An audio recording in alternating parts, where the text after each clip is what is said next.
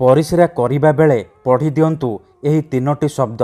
Guarantee देउची पड़िशा घर सुंदरी भाउज मात्र 10 मिनिट्रे तुम पाखकु आसिब, जहा चाहिबे ताहा करिब। हाँ फ्रेंड्स, जदि आपण सुंदरी सुंदरी झियो बा सुंदरी पड़िशा घर भाउज को पटेइबाकू चाहुचंती, किंतु जेते चेष्टा कले मध्य ताकू पटेई पारुनांती, ताकू निजर मन कथा कहिबाकू डरुचंती, आउ आपण चाहुचंती कि से झियो बा महिला निजे आसी आपणकू भल पाउची बोली कहू, आपणकर सबु इच्छा पूरण करू, तेबे आजिर एही वशीकरण भिडियोटी आपणकर इच्छा को पूरण करिब। केवल परिस्रा करिबा बेले एही तीनोटी शब्द को 3 थर पढ़ी दियंतु। ग्यारंटी देउची से झियो बा भाउज 10 मिनिट्रे पटिजिब। हाथ धरिकी घर को डाकिब, जहा चाहिबे ताहा करिब, कोनोसी प्रकार बाधा देब नाही। हाँ फ्रेंड्स, आपण समस्तंकर इच्छा थिब सुंदरी सुंदरी झियो को पटेइबा पई, पड़िशा घर भाउज को पटेइबा पई, ताठारू निजर मन मुताबक काम हासिल करिबा पई, किंतु ये एते सहज नुहे। एथिपई आमर तंत्र शास्त्ररू मु आज आपणक पई दुनियार सबुठारू शक्तिशाली महाशक्तिशाली वशीकरण नहीं आसीची, जहाकू आपण करदेले निज पसंदर केउ भी झियो बा विवाहिता महिला को मुहूर्तक भितरे पटेई पारिबे, पड़िशा घर भाउज को पटेई पारिबे, ताठारू निजर मन मुताबक काम हासिल करिपारिबे। एही वशीकरण करिबा पई आपणकू कोनोसी प्रकार मंत्र तंत्र करिबाकू पड़िबनी, किंबा किछि भी पैसा खर्च करिबाकू पड़िबनी। आपण बिना मंत्र बिना तंत्र बिना किछि जिनिस खुआई पियाई बिना कोनोसी पैसा खर्च करी निज पसंदर से झियो को पटेई पारिबे, सुंदरी पड़िशा घर भाउज को पटेई पारिबे। केवल आपणकू परिस्रा करिबा बेले एही तीनोटी शब्द को 3 थर पढ़िबार अछि, तापर देखिबे चमत्कार। जेमिति आपण एपटे तीनोटी शब्द को पढ़िबे, सेपटे से झियो विचलित होई उठिबो। जेपर्यंत आपणक पाखकू आसीनी, आपणक सहित संपर्क रखिनी, सीए गोटे मुहूर्त भी रही परिबनी। नमस्कार फ्रेंड्स, ओडिया फंडा चैनल को आपण मानकू स्वागत। आजिर एही भिडियोटी रे मु आपनकू शिखेइबी आपण किपरि झियो पटेई पारिबे, विवाहिता महिला को पटेई पारिबे। एही वशीकरण एते शक्तिशाली कि एहार प्रयोग केबे भी खाली जाएनी, तेणु एहाकू आपण भाबी चिंती कि प्रयोग करिबे। मनरे कोनोसी खराब उद्देश्य किंबा कोनोसी खराब काम पई एही वशीकरण प्रयोग करिबेनी, काहेकि ना जदि आपण सतरे से झियो को भल पाउचंती, ताकू विवाह करिबाकू चाहुचंती, तेबे आपण एही वशीकरण प्रयोग करिबे।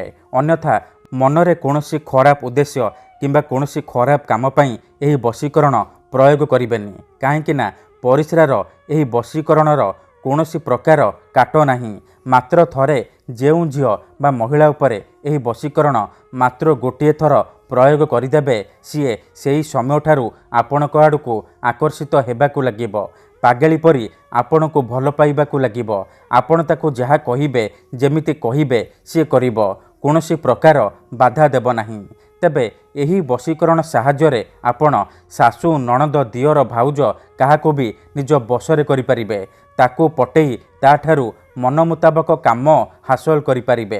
पड़िशा घर सुंदरी भाउज को निज बसरे करी ताठारू निजर मन मुताबक काम हासिल करिपारिबे। सीए निजे घर को डाकिब, जहा चाहिबे ताहा करिब। तेबे एही वशीकरण करिबा सबुठारू सहज। एहाकू आपण किपरि करिबे, केमिति करिबे, एहार प्रयोग विधि कोन मु आपणकू शिखेइबी।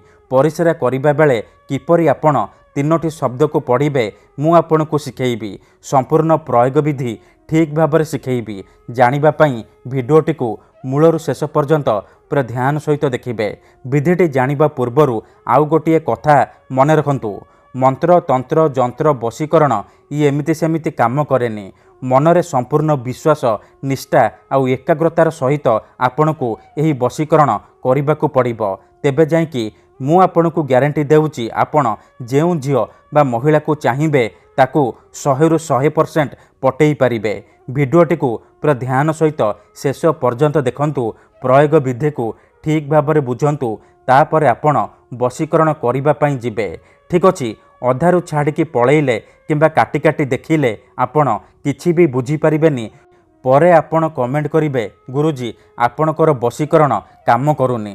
ଦେଖନ୍ତୁ, ଯେଉଁପରି ଆପଣ ଭଗବାନଙ୍କୁ ମାନୁଛନ୍ତି, ଭଗବାନଙ୍କ ଉପରେ ବିଶ୍ୱାସ ରଖିଛନ୍ତି, ନିଜର ସବୁ ଦୁଃଖ କଷ୍ଟ ଅସୁବିଧା ଭଗବାନଙ୍କୁ ଜଣାଉଛନ୍ତି, ଯଦି ସେ ଅସୁବିଧାର ସମାଧାନ ନ ହେଲା ତାର ମାନେ ନୁହେଁ କି ଭଗବାନ ନାହାନ୍ତି। ସେହିପରି ତନ୍ତ୍ର ମନ୍ତ୍ର ହୁଏ, ବଶୀକରଣ କାମ କରେ, କିନ୍ତୁ ଏହାକୁ ଆପଣଙ୍କୁ ସିଦ୍ଧ କରିବାକୁ ପଡ଼ିବ।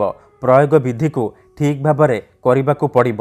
ମୁଁ ଆପଣଙ୍କୁ ଯେମିତି ଶିଖେଇବି ଆପଣଙ୍କୁ ଠିକ୍ ସେହିପରି କରିବାକୁ ପଡ଼ିବ।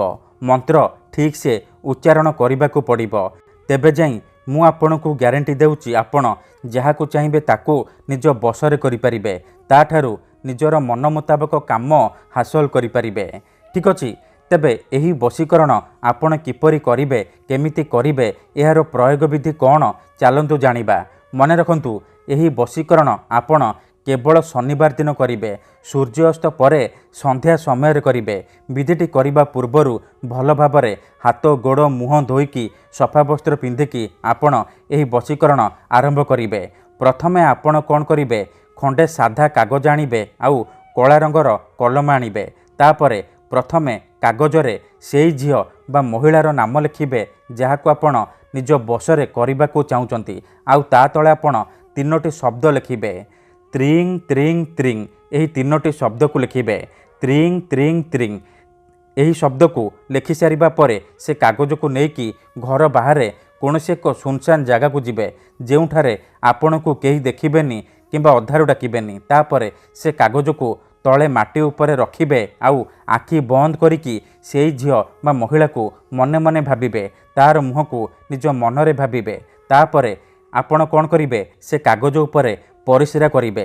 ପରିସ୍ରା କରିବା ବେଳେ ଆପଣ ତ୍ରିଂ ତ୍ରିଂ ତ୍ରିଂ, ତ୍ରିଂ ତ୍ରିଂ ତ୍ରିଂ, ତ୍ରିଂ ତ୍ରିଂ ତ୍ରିଂ ଏହିପରି ଏହି 3ଟି ଶବ୍ଦକୁ 3 ଥର ପଢ଼ିଦେବେ। ତାପରେ 5 ଥର ସେଇ ଝିଅ ବା ମହିଳାର ନାମ କହିବେ ଯାହାକୁ ଆପଣ ବଶରେ କରିବାକୁ ଚାହୁଁଛନ୍ତି। ଏତିକି କରିସାରିବା ପରେ ଆପଣ ଚୁପଚାପ ଘରକୁ ଫେରି ଆସିବେ। ପଛକୁ ବୁଲିକି ଚାହିଁବେନି। ଗ୍ୟାରେଣ୍ଟି ଦେଉଛି 10 ମିନିଟରେ ପ୍ରଭାବ ପଡ଼ିବା ଆରମ୍ଭ ହୋଇଯିବ।